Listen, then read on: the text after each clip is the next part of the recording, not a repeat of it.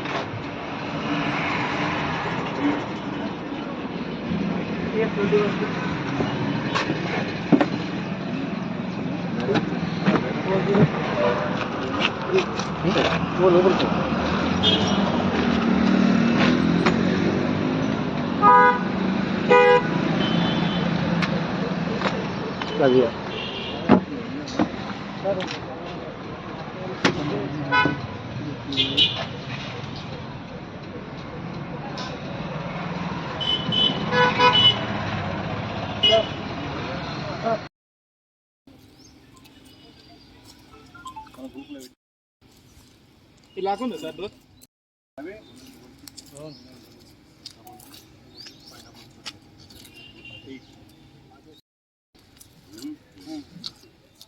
Security RTC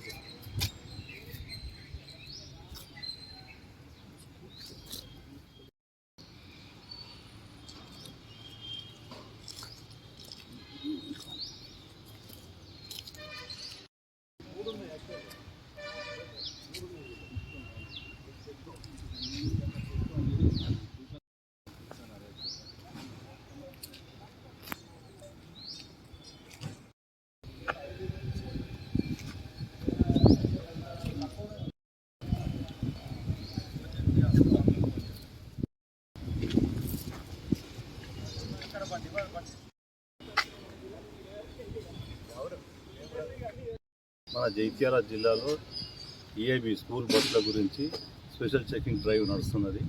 అందరికీ మేము అన్ని స్కూళ్ళ వాళ్ళకి యజమాన్య వాళ్ళకి చెప్పినాము, అన్ని బస్సులు తప్పనిసరిగా ఫిట్నెస్ చేయించుకోవాలి, ఏ రిపేర్ ఉన్నా పెట్టుకోవద్దు, ఫిట్నెస్ లేని బస్సులను బయటికి తీసుకొచ్చి స్టూడెంట్లను తీసుకుపోవద్దు పిల్లల స్కూళ్ళకు అని చెప్పడం జరిగింది. మా డిటో గారి ద్వారా అన్ని స్కూల్ యజమాన్యాన్ని పిలిపించి చెప్పడం జరిగింది.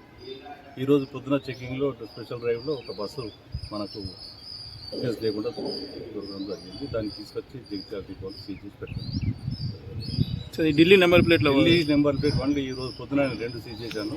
ఢిల్లీ నుంచి ఎన్ఓసి మీద వచ్చి మన దగ్గర తెలంగాణ స్టేట్ ట్యాక్స్ కట్టట్లేదు వాళ్ళు. ఒక్కొక్క బండికి దానికి దగ్గర 80,000, 1,80,000 నుంచి ₹1,00,000 వరకు వస్తుంది ట్యాక్స్ మనకు. వాళ్ళు కట్టలేక తిరుగుతున్నారు. వాటి బండ్ల మీద ఇప్పటికి నేను ఒక 10 బండ్లు సీజ్ చేశాను. ఈరోజు మార్నింగ్ 2 చేశాను.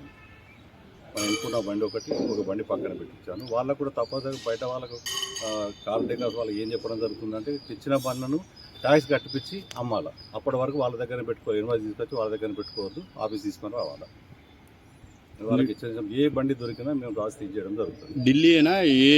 Delhi, Haryana, UP, MP, other state vehicle NOC మీద వచ్చి ఇక్కడ తిరగడానికి లేదు. ఎన్ఓసి మీద రాగానే తీసుకొచ్చి మన ఆఫీస్లో ట్యాక్స్ కట్టి చేంజ్ ఆఫ్ అడ్రస్ చేసుకొని అమ్మాలి. వాళ్ళు చర్యలు తప్పనిసరిగా ఉంటాయి మా టీటీ ద్వారా.